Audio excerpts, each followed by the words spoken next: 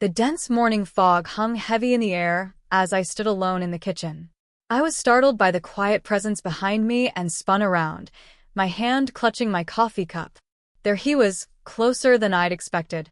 His face looked different, almost vulnerable, yet intense, as though he was seeing me in a new light. The silence between us felt thick, pressing in on all sides. His eyes stayed on me a moment too long. The kind of gaze that stops you in your tracks and makes you question everything you thought you knew about someone. I managed to smile, but his face remained serious, unyielding. I'd watched him grow up over the years, but today, he felt like a stranger. Taller, more confident, carrying himself with a quiet strength that wasn't just the shyness I once knew. My nephew, my sister's son. Yet there was something about our familiarity now that felt off, foreign, full of emotions I couldn't quite understand. I took a step back, turning away as if shifting my focus could make the tension disappear. "Did you sleep well?" I asked, trying to sound casual, hoping my lighthearted tone could defuse whatever was unfolding between us. "Not really." He spoke softly, closer than before, his voice barely audible, as if unsure whether he should even say it aloud. My breath hitched. We were so close, the smallest gap between us, and I could feel everything shifting under my feet. I grabbed a dish towel, needing something to occupy my hands. Anything to distract me from the way his eyes were fixed on me. But without saying a word, he moved in, closing the gap between us, and kissed me. I froze, the world around me halting as if I was afraid any movement would shatter the moment. The sensation hit me hard, unexpectedly clear, like an arrow cutting through the confusion. And then it was over, just a fleeting, shocking second that left the room spinning without a single word. He pulled back, his face clouded with an emotion I couldn't read. I opened my mouth to speak, to say anything, but the words had vanished, scattered by the rush of questions in my mind and the frantic beating of my heart. His eyes held an apology mixed with defiance, and then he turned and walked away. I heard the echo of his footsteps down the hall. Alone again, I stood in a house that suddenly felt unfamiliar. My hand instinctively touched my lips, as if confirming that what had just happened was real, not just a figment of my imagination. The touch felt as solid as the sinking weight in my stomach, a reminder of a line crossed, one that could never be uncrossed. I wanted to convince myself it had been a mistake, a brief lapse in judgment. But deep down, I knew this wasn't something that would just fade away. This was the beginning of something undefined, a twist in my life that didn't have an easy answer. By the time we got to the town festival, it was in full swing. The streets were alive with food stalls, games, and bright flashing lights. Laughter and chatter filled the air, mixing with the sweet scent of cotton candy and the distant sound of music drifting from the main square. I held onto his arm as we made our way through the crowd, my mind still tangled in the aftermath of the kitchen. I wanted to tell myself it was just a fleeting mistake, but each time our eyes met, I felt that same uncomfortable pull. We stopped at a game booth, and he paid for a turn, throwing his dart with practice skill. He won a small plush bear and handed it to me with a shy smile that stirred something deep inside. I tried to brush it off, to laugh and make it feel like just another light-hearted moment. But instead, I found myself holding the bear tightly, my heart racing in a way I couldn't control. As we walked on, he stayed close, his hand resting gently on my shoulder as the crowd thickened. Each touch felt heavy, charged with unspoken words, and I didn't know how to react. I wanted to dismiss the feeling, to tell myself that everything between us was perfectly normal. But even I knew that would be a lie. We found ourselves in a quieter corner of the festival, the lights softer, casting a warm golden glow over the cobblestone square. Suddenly, the sound of fireworks exploded behind us, lighting up the sky with bursts of color that reflected in his eyes as he glanced at me. It felt as if we were the only two people there, standing in the fading light, wrapped in the night's embrace. I opened my mouth to speak, to fill the silence with something, but before I could, he stepped closer and kissed me again.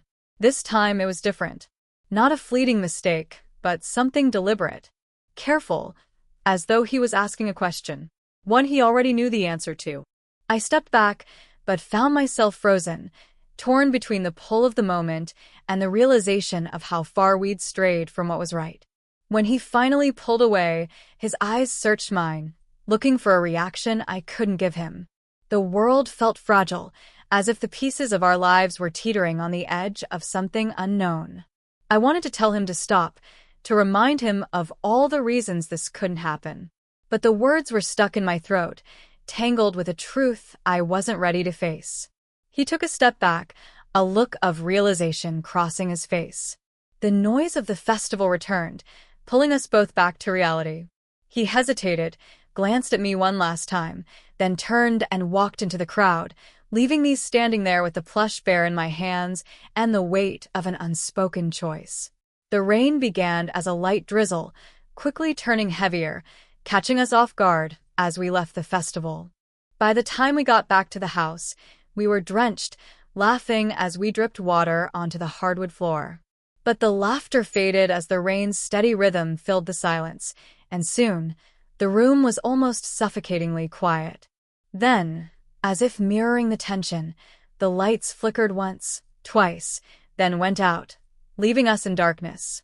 A chill ran down my spine as I realized we were alone in the dark, with only the muted hum of the storm outside. I fumbled through drawers and found an old flashlight. Its narrow beam cast eerie shadows across the walls as we settled into the living room. He sat across from me, his face barely visible in the dim light, and for a moment, we just sat there, watching each other in silence. The silence between us felt thick, like a heavy blanket that neither of us could shake off. I wanted to say something, anything, to break the stillness, but my mind was a jumble of thoughts. The memory of the kiss at the festival lingered in the air, filling the space between us with questions neither of us knew how to answer. Finally, he spoke, cutting through the quiet. "Do you remember when I was a kid and would sit like this during storms?" His voice was soft, uncertain, as if he was trying to hold on to something familiar. I nodded, a wave of nostalgia washing over me, reminding me how much had changed since those simpler days. "You used to be so scared that the thunder would shake the house down." I tried to smile, but even I could hear the strain in my voice. The distant rumble of thunder reminded me of how much time had passed since those carefree moments. He leaned back, the light from the flashlight casting half of his face in shadow, making it impossible to read his expression. Sometimes I feel like I'm still that scared kid, trying to figure out where I fit in all this. His words caught me off guard, the honesty in them cutting through the tension. For the first time, he seemed truly vulnerable in a way I hadn't seen before, and I felt a sudden urge to reassure him. I took a breath, unsure of how much to reveal, but something pushed me to speak. "You know, it's not just you who feels lost. Sometimes I look at my life and wonder if I've made the right choices," he said, his gaze fixed on me, steady and intent, as if he was seeing a part of me he hadn't known was there. The rain continued to fall outside, the steady rhythm soothing in contrast to the unease between us. This moment felt strange, quiet, yet full of unspoken truths. "I've always admired how put together you seemed," he said almost to himself. "Like nothing could really shake you." I felt a twinge of guilt, knowing he'd only ever seen the surface of me, never the doubts I kept hidden. Maybe that's just what I wanted everyone to believe. I said it quietly, almost wishing I hadn't spoken at all. It felt too real, as though we were stripping away the last of the walls we'd built to protect ourselves. The flashlight flickered, growing dimmer and casting us further into darkness, and I suddenly felt the impulse to close the distance between us, to bridge the gap that had both pulled us apart and brought us closer. But I held myself back, reminding myself of the line that had already been crossed too many times. After a long pause, he leaned forward, his face mere inches from mine, eyes searching me as if he were waiting for something I couldn't quite place. I could feel the weight of his unasked question hanging in the air, as unspoken as all the words we had yet to say. My heart raced, every beat echoing the unrelenting pressure of everything that had built up between us. For a moment, I thought about answering him, about telling him how lost I felt, how I, too, had been pulled into something I didn't fully understand. But I stayed silent instead. The rain continued to fall, wrapping around us like a protective cocoon. But in that stillness, I felt the delicate balance we were teetering on. Whatever this was, I couldn't bring myself to put a name to it. And that uncertainty hung between us, heavy and undeniable, in the dimming light. I caught one last glimpse of his face, hope and resignation mixed in his expression. It was as if he was on the verge of saying something important, something that would change everything. But he hesitated too, and the words faded into the darkness. The flashlight flickered one last time before it died, plunging us into complete darkness, each of us lost in our own thoughts, surrounded only by the sound of the rain and the weight of all that had remained unspoken. The storm passed by morning, leaving behind the fresh scent of rain-soaked earth. I'd hardly slept, my mind replaying the events of the night. I hoped the daylight would help clear the fog, make the confusion easier to untangle. But as soon as I saw him standing outside my door, it was clear the tension hadn't lifted. He gave me a small, apologetic smile, as if he, too, had spent the night turning over everything left unsaid. We agreed to go for a walk, hoping a change of scenery would ease the silence between us. The streets were quiet, washed clean by the rain, the trees still dripping as we wandered through the old part of town. Eventually, we ended up on a stone bridge that spanned a narrow creek. I told him it was one of my favorite spots from when I was a child, a place I'd come to watch the water rush beneath, imagining it would carry away all my worries. "You must have 1,000 stories from those days," he said, leaning against the railing next to me. "Tell me one." I looked at him, feeling an unexpected pull toward honesty. "I used to sit here for hours trying to figure things out. I was always trying to escape something, I guess." He was quiet for a moment, taking it all in. "I think that's something we have in common," he said finally. "I've spent years feeling like I'm always one step behind everyone else. Like there's some secret everyone else knows that I'm missing." There was a sincerity in his voice that caught me off guard, and I felt an urge to reach out, to understand what he was trying to say. This wasn't just a casual conversation. It felt like we were unraveling parts of ourselves that we had kept hidden from everyone else. He asked about my life before, and I found myself sharing stories I hadn't told anyone in years. Somehow, the early morning calm and the mist drifting over the creek made it easier to speak freely. I saw a different side of him then. Not the boy I'd watched grow up, but someone with his own dreams and fears. And in that moment, I felt a quiet connection, both unsettling and comforting. The hours passed, and eventually, we made our way back to the house. I was drained from the emotional weight of the day, and though it was barely dusk, I headed to my room, expecting to fall asleep instantly.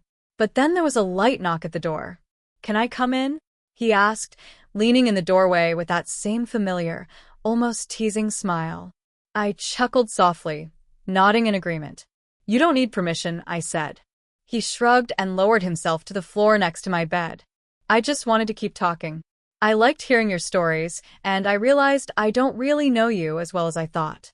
His words sent a warm sensation through me, and I felt my heart soften. We kept talking, our conversation flowing effortlessly through memories, dreams, and surprisingly deep thoughts. His interest was genuine, and the way he asked questions made it hard to stay distant. There was something about the way he looked at me, as if he were seeing a whole new side of me, something beyond the family ties. Time slipped by, and before long, I realized how late it had gotten. "Okay, I should probably try to get some sleep," I said, shifting under the blanket. But he just grinned and leaned back, arms crossed. "Not happening. You're staying right here." I don't remember the last time I had this much fun talking to someone. I rolled my eyes, but the truth was, his words made me feel something I wasn't quite ready to admit. "Seriously?" "I'm serious. You're not going anywhere until I get another story." There was a teasing quality to his voice, but underneath it, I could feel something else, something deeper that made my heart race. So I stayed. I told him about the dreams I had as a child, about the things I was afraid of, the things I had given up along the way. Each story seemed to pull him closer, like he was uncovering pieces of me I thought I had buried. I should have asked him to leave, but it felt so natural to keep talking. There was a comfort between us that felt entirely different from the tension that had been building in the last few days. At some point, I must have drifted off, still talking about the books I used to read when I was younger. When I woke hours later, I found him still there, asleep on the floor beside my bed, his head resting against the mattress. The sight of him caught me off guard, and a surge of emotions flooded me. He looked peaceful. His usual tension was gone, his face soft and open. It was as if the walls he'd built around himself had completely melted away. I moved carefully, trying not to wake him, but as soon as I shifted, his eyes fluttered open, and he gave me a sleepy smile. "You still owe me some stories," he murmured, stretching out. I laughed softly, trying to push the awkwardness of the moment aside. "Maybe later," I said, my voice unexpectedly soft. He sat up slowly, his eyes lingering on me just a little too long, like he was trying to take in every detail. "I'll hold you to that." The morning sunlight poured through the window, bathing the room in a warm, golden glow. But as he stood to leave, I felt an unexpected pang. It was like the moment we had shared was slipping away, and I wasn't sure if it would ever return. The light from the window lit up the room, but my mind was still caught up in the warmth of the night's conversation. I hadn't expected it to go so late, nor for him to stay, just lying on the floor beside me. The ease of sharing stories, the simplicity of our laughter, felt so natural. But as I stood in the quiet kitchen, making coffee to clear my head, I heard my phone buzz on the counter. When I picked it up, my heart skipped a beat. My sister's name flashed across the screen, and I felt a cold shock run through me. The message was short but sent a chill down my spine. "We'll be back sooner than expected. Arriving tomorrow." She added a cheerful note about how much they were looking forward to seeing us, completely unaware of the storm brewing inside me. My stomach twisted as I reread the words. Tomorrow. It felt like the air thickened around me, and I struggled to breathe as the weight of the message settled over me. The sound of footsteps broke my dazed moment, and I looked up to find him standing in the doorway. His smile faded the moment he saw my face. "What's wrong?" he asked, concern immediately flooding his tone as he stepped closer. I held up the phone, unable to speak. He took it from my hand and read the message. When he looked up, I saw it hit him. Too, surprise, then something deeper, maybe panic. "They're coming back already?" he muttered under his breath. I nodded, trying to focus, though I felt like everything was spinning. "I didn't expect it to be so soon," I whispered. But as the words left my mouth, guilt hit me like a wave. What was I really hoping for? More time? More moments like last night that I couldn't even explain to myself? He sighed and ran a hand through his hair. For a moment, he looked just as lost as I felt. The silence between us grew thick, like it was pressing down on me. I wanted to say something, anything, to explain what we were going through, but before I could, he spoke again. "So, what does this mean for us?" His voice was calm, but the question sliced through the quiet. My breath caught and I faltered, unsure how to answer. He studied my face, waiting for something, and I realized I didn't have the answer. I didn't know what any of this meant. "I don't know what this means," I said, my voice barely audible, heavy with uncertainty. "I don't even know how to name what's happened between us, let alone figure out what comes next." He looked at me, his gaze intense, almost searching. "So what now?" His voice was measured, but there was a trace of hurt in it. "You're just going to act like none of this happened?" "It's not that simple," I said, my voice shaking slightly. "We can't keep doing this. We can't keep crossing lines that we shouldn't be crossing." He clenched his jaw, his eyes narrowing. He held my gaze as if daring me to say something different. "Maybe it's you who's crossing the line," he said, his voice low but firm. "Maybe I've been here, waiting for you to realize that whatever this is, it's real." His words hit me like a punch, and I felt the ground beneath me give way. My defenses, so carefully built, began to crumble. His eyes, steady and full of quiet resolve, never wavered. And I couldn't look away. I wanted to tell him he was wrong, to reject what he was saying, but deep down I knew he was right. The truth was, I had been the one pushing us forward, pulling him into something I wasn't prepared to face, something I couldn't fully understand. "I don't know what to say," I whispered, the weight of everything we had shared pressing down on me. It felt like it was suffocating me, making it hard to breathe. I thought I could keep it simple. I thought I could compartmentalize it, separate it from everything else. But now I didn't know anymore. He took a step closer, his presence filling the space between us, and I could feel his gaze burning into me, unwavering. Then stop trying to separate it, he said, his voice soft yet firm. Maybe this isn't something you can control. Maybe it's something you just have to let happen.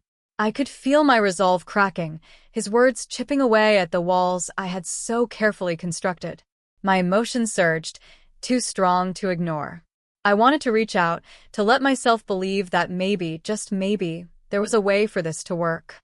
But reality, cold and unyielding, was waiting just outside the bubble we had created, reminding me of all the reasons why this couldn't be simple. Tomorrow, I murmured almost to myself. Tomorrow changes everything. He lowered his eyes, his shoulders slumping slightly, as though the weight of my words had reached him. He didn't argue, didn't try to convince me otherwise. He just stood there, the silence between us thick with all the things we couldn't say. After a long pause, he nodded, a resigned expression on his face. Fine, he said quietly. But just know you're not the only one feeling this way. With that, he turned and walked toward the door, his footsteps echoing in the quiet of the kitchen. I watched him go, my heart pounding in my chest as I tried to make sense of everything that had just happened. I wanted to call him back, to tell him I felt the same, confused, scared, torn. But the words wouldn't come. They stayed lodged in my throat, unspoken, as he disappeared around the corner. The day passed in a blur, the tension between us hanging in the air, unspoken. We barely exchanged words, only what was necessary as we moved around the house, packing and preparing for the return to normalcy. It was as if some unspoken agreement had settled between us. The moments we had shared would stay locked away, unacknowledged, but impossible to forget. As dusk fell, he suggested one last walk through the garden. I hesitated, but I could see in his eyes this wasn't just any walk. It was a quiet goodbye to whatever it was we had become. We stepped out into the fading light, the sounds of the evening filling the air, the rustling leaves and distant hum of the night. The air was thick with warmth, as if it too was trying to hold us together just a little longer. We reached the back of the garden, where an old oak tree stood. Its branches stretched over the garden wall, a place of solace for me over the years. A quiet spot where I could get lost in thought. He leaned against the tree, looking out at the skyline painted with the last colors of the sunset. I joined him, feeling the cool bark against my back, and we stood there in a comfortable silence, neither of us saying a word. Finally, he broke it. I don't want this to be it, he murmured, almost to himself. His voice was quiet, but the weight of his words hit me hard, like they were pressing against my chest. I turned to face him, studying his profile, watching the way his eyes were fixed on the horizon, as if he were looking for something neither of us could find here. I know, I whispered, my voice trembling with the truth I had been trying to avoid. But there are too many reasons why this can't be anything more. He nodded, but his expression remained distant, tight. I know, but that doesn't make it easier. Silence settled over us again, and I felt a pang of regret, as though I wished we could just stay in this moment forever, frozen before the weight of reality came crashing down. I wanted to tell him that he had changed something in me, that his presence had been like a light shining on parts of me I had buried long ago. But I stayed silent, letting the stillness speak for us. He took a deep breath, his eyes softening when he looked at me. Thank you, he said quietly, his voice low. For everything. There was a depth to his gaze, an intensity that was both grateful and sad. It struck me harder than I had expected. I smiled, but it was tinged with sadness, barely reaching my eyes. Thank you too, I whispered, a lump forming in my throat. It felt like we were standing on opposite sides of some invisible line, each of us holding on to the pieces of something that could have been, but never would be. Just then, the sound of a car engine rumbled in the distance, breaking the stillness. My heart lurched in my chest as the reality of the moment hit me. They were here. My sister, his parents, The world we had been trying to escape had arrived, bringing with it the end of everything we had built in our quiet little world. He looked at me, and for a moment I saw panic flicker in his eyes, like he wanted to run, to pull me with him, to escape before everything fell apart. But instead, he reached out, his fingers brushing against mine in a soft, barely there touch, as if he couldn't quite bring himself to let go. "Goodbye," he whispered, his voice barely audible. I nodded, swallowing the emotions threatening to overwhelm me. "Goodbye," I echoed, the word heavy in my chest. I watched him walk away, his figure disappearing into the twilight. His steps were slow, heavy, and when he looked back one last time, his face illuminated by the porch light, I felt something twist inside me, longing, regret, and a strange ache that I couldn't shake. The door opened, and my sister's excited voice called my name, pulling me back to reality. I forced a smile, pushing all the feelings down, burying them where they couldn't reach me. I turned and walked back toward the house, my heart racing, the weight of the night pressing on me. But with each step, I focused on the warmth of family, on the life that was waiting for me. As I entered the house, I felt a strange, quiet peace settle over me. It wasn't because everything was right, but because I knew I had experienced something rare, something that would stay with me even after this chapter closed.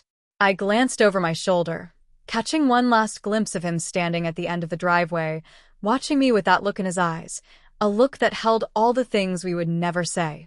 Our lives would return to normal, our paths would diverge, but I knew this, whatever it had been, would stay with us, quietly shaping who we were and who we would become.